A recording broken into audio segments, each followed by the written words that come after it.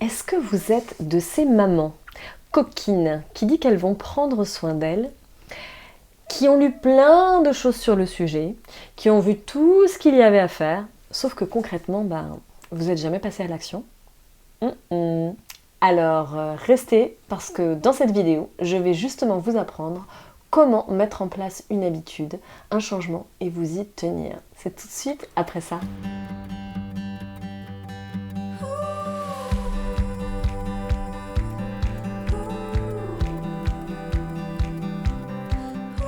Bonjour et bienvenue sur la chaîne de Rêve, Crée et Transmet, la chaîne pour vous aider à nourrir et à cultiver votre âme d'enfant. Je me présente, Mélissa Nittenberg, coach créative et fondatrice de Rêve, Crée et Transmet. La vidéo d'aujourd'hui, c'est une vidéo qui fait partie de ma série de vidéos sur les mamans. Pourquoi ai-je décidé de faire une vidéo sur les mamans, à votre avis? Oui, parce que je suis maman de 2 jeunes enfants, que le manuel de maman n'est pas fourni avec l'enfant quand il naît, et oui, ça se saurait sinon, et que j'avais décidé donc de faire toute une série de vidéos pour vous transmettre mes astuces, mes petits conseils, pour que, à votre tour, vous puissiez mieux avancer aussi dans votre parcours de maman. Et pourquoi ? Parce que un mot que j'emploierai très souvent, c'est you first. C'est vous qui importez en premier. Pourquoi ? Parce que si vous ne prenez pas soin de vous, qui le prendra à votre place ? Et une maman qui prend soin de soi, c'est une maman après qui est opérationnelle et qui peut du coup prendre soin à son tour de la famille. Et puis la deuxième raison aussi pour laquelle j'ai choisi de faire cette vidéo, c'est parce que j'ai sorti un livre qui s'appelle Vie de mère, vie de femme, ou comment s'accomplir en tant que femme, dans notre rôle de femme. Un livre dans lequel je partage plein d'astuces, dans lequel je partage aussi les difficultés auxquelles j'ai dû faire face aussi, c'est-à-dire l'accouchement, l'allaitement, vous savez, toutes ces choses qui font plaisir. Et aussi des sujets très tabous dont on ne parle pas forcément, mais le congé parental, le burn-out parental, voilà. Et je partage également plein d'astuces sur comment refaire face petit à petit, des choses concrètes à mettre en place, des exercices pratiques, des mises en réflexion aussi, des ressources que je partage, des livres, des films, mais également des lieux qui sont des lieux propices et des lieux ressources ou des types de professionnels aussi qui sont importants dans le monde de la parentalité. Voilà, donc si vous voulez en savoir un petit peu plus sur ce livre, eh bien je vous invite à aller sur mon site www.rêvecreetransmet.com. Sur la boutique en ligne, vous avez l'ouvrage avec toutes les informations. Voilà. Autre point, donc nous allons aborder notre point, le point principal, comment mettre en place un changement et que ce soit durable.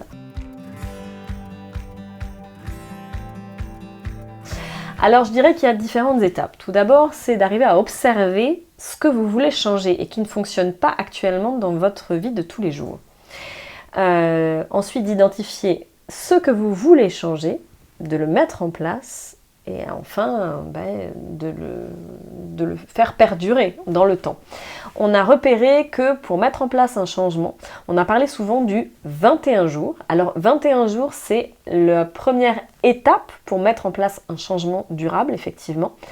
Mais on a vu que finalement, pour l'ancrer beaucoup plus dans le temps, il nous faut en réalité 90 jours. Donc je dirais que 21 jours, c'est une première étape, mais après, il faut arriver jusqu'aux 90 jours pour faire que là, ça devient vraiment un automatisme. Donc je voulais partager avec vous 5 astuces pour que cela fonctionne. Alors l'astuce numéro 1, ça serait choisir une seule action. Ça, c'est une erreur que beaucoup de gens font, c'est-à-dire qu'ils veulent faire des changements dans leur vie, mais sauf qu'ils décident de changer plein de choses en même temps. Et l'être humain est fait comme ça, il n'arrive pas à fonctionner en mettant plein de choses en place. Ça ne tiendra pas. Ça tiendra peut-être un jour ou deux, puis après ça va complètement lâcher. Donc déjà, ciblez-vous sur une seule et même action. La deuxième chose, c'est de la définir clairement. Oui, parce que des fois, on veut mettre en place une chose, mais sauf qu'on ne l'a pas clairement définie, ce qui fait qu'on fait un peu le yo-yo. Donc définissez clairement l'habitude que vous voulez mettre en place. Est-ce que c'est tout simplement d'arriver à vous lever le matin à 6h du matin? Voilà. Auquel cas, voilà, au moins c'est clair. Parce que se lever plus tôt, pour une personne, ça va être 4 heures. Pour une autre, ça va être 5 heures. Pour une autre, ça va être 6 heures. Pour une autre, ça va être 9 heures. Donc vraiment d'être très précis dans ce que vous voulez mettre en place comme changement dans votre vie. Le troisième point, ça serait d'identifier aussi c'est quoi le besoin que ça va toucher derrière. C'est-à-dire, j'ai fait une vidéo où je parlais justement des sentiments et des besoins, mais là je vais aller même un peu plus loin. Le besoin et je dirais même le pourquoi. Le besoin, c'est-à-dire à quoi ça va répondre. Voilà, si je reprends l'exemple de se lever tôt le matin, peut-être que ça peut répondre à un besoin d'avoir un temps pour soi, pour pouvoir se reconnecter à soi, d'avoir un temps de calme, de paix. Si on se lève très très tôt pour méditer par exemple, pourquoi on fait ça? Je prends un exemple qui est un peu le mien, hein, il ne faut pas se le nier. Moi, un des besoins très importants, c'est de me lever le matin tôt. Pourquoi? Pour pouvoir méditer. Pourquoi? Parce que je me suis rendu compte que finalement, après, ma journée avait un impact par rapport à ça, à ce moment-là. Et si je le faisais pas, je voyais que les jours étaient plus chaotiques et que les jours où je le faisais, les journées se passaient de manière plus harmonieuse. Et puis aussi parce que en tant que maman, on est très débordé et que des fois, on n'a pas ce temps-là. Dans la journée, ça passe trop vite, nos enfants nous demandent énormément. Et puis on arrive le soir, on doit aussi s'occuper d'eux. Puis quand on a tout terminé, en fait, on a juste envie de dormir, on est épuisé, on est fatigué. On a besoin juste de faire un break. Et on n'a pas forcément ce temps pour soi, productif aussi. Donc voilà, moi c'était mon pourquoi qui était vraiment très très fort. Donc se rappeler des fois pourquoi on a choisi de mettre en place ce changement, c'est aussi très important. Un autre point qui est très important, c'est l'engagement. Parce que, voilà, on peut avoir défini son pourquoi, on peut avoir identifié, on peut l'avoir mis clairement, choisir une seule action, et puis ça ne marche pas. Et on se dit, mais pourquoi ça marche pas? Mais je comprends pas et tout. Ça marche pas parce que vous êtes peut-être pas engagé, vraiment. C'est-à-dire, bon, là, ça va pas marcher, pas grave, je réessayerai demain, bon, c'est pas très grave et tout. Ouais. Sauf que là, ça va pas pouvoir tenir. Une des astuces les plus fortes que m'a transmis Florence Servan-Schreiber, c'était le fait de jeter son sac, elle emploie cette image, jeter son sac par-dessus le mur. Et je trouve que c'est vraiment chouette. C'est la notion de l'engagement. Si vous jetez votre sac par-dessus un mur, vous êtes obligé de monter pour aller récupérer votre sac de l'autre côté, surtout s'il y a vos clés, votre portable, votre carte bleue et tout ça. Vous allez être obligé, vous n'aurez pas le choix. Et prendre l'engagement, c'est vraiment ça. Prendre l'engagement vis-à-vis d'une personne. Regardez, si vous allez à la salle de sport et que vous avez dit à la copine que vous y alliez, vous n'avez pas d'excuse, vous êtes obligé parce que vous savez qu'elle va vous attendre, que vous avez pris un engagement vis-à-vis d'elle. Donc vous n'allez pas pouvoir annuler. Donc vraiment, mettez en place cette petite astuce. Je vous assure qu'elle fera vraiment toute la différence, celle de l'engagement. Alors voyez auprès de qui vous pouvez vous engager. Est-ce que c'est tout simplement de faire une petite photo et de l'envoyer à la personne?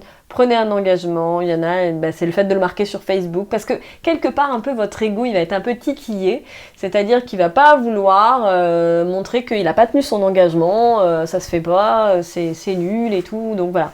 Donc c'est une façon aussi d'arriver à maintenir un changement. Et enfin, un autre point essentiel que la majeure partie des gens oublient, c'est célébrer. Offrez-vous des récompenses. Célébrez. Oui. Quand vous l'avez fait, applaudissez-vous. Bravo, tu l'as fait.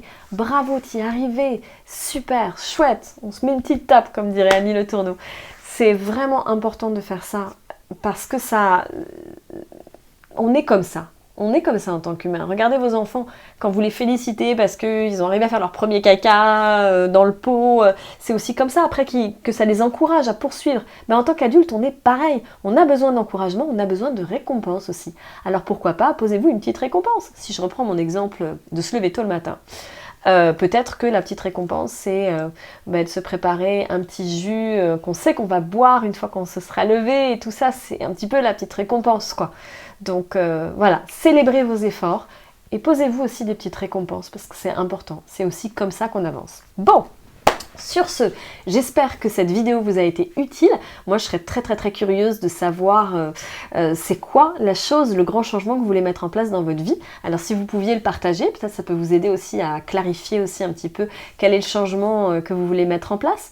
Peut-être que vous avez aussi mis en place certaines choses et puis il y a peut-être une des étapes que vous avez oubliées. Donc je serais curieuse aussi de savoir quelle est l'étape que vous avez peut-être oublié de mettre en place dans votre grand changement. Et voilà, n'hésitez pas à partager aussi, à mettre des pouces en l'air, partager parce que peut-être il y a une personne autour de vous qui essaie désespérément de mettre en place un changement dans sa vie mais qui n'y arrive pas et que peut-être qu'elle a oublié un de ces ingrédients absolument essentiels pour mettre en place ce changement dans sa vie. Voilà, et aussi je vous inviterai à aller sur www.rêvecréetransmet.com. Je vous offre un petit cadeau. Ce sont les 4 étapes à mettre en place pour les mamans débordées pour arriver à se ressourcer. Et là-dedans, je partage encore plein d'autres astuces sur la notion de mise en place d'un plan d'action béton pour arriver à ancrer une nouvelle habitude, arriver à ancrer aussi une nouvelle ressource dans votre quotidien. Sur ce, je vous souhaite une excellente journée. N'oubliez pas que you first, vous d'abord en tant que maman, ne vous oubliez pas, c'est très important si vous voulez être en mesure de prendre soin de vos enfants. Et enfin, je terminerai toujours par cette petite phrase qui pour moi a beaucoup de sens et d'importance. N'oubliez pas de nourrir et de cultiver votre âme d'enfant. À très bientôt!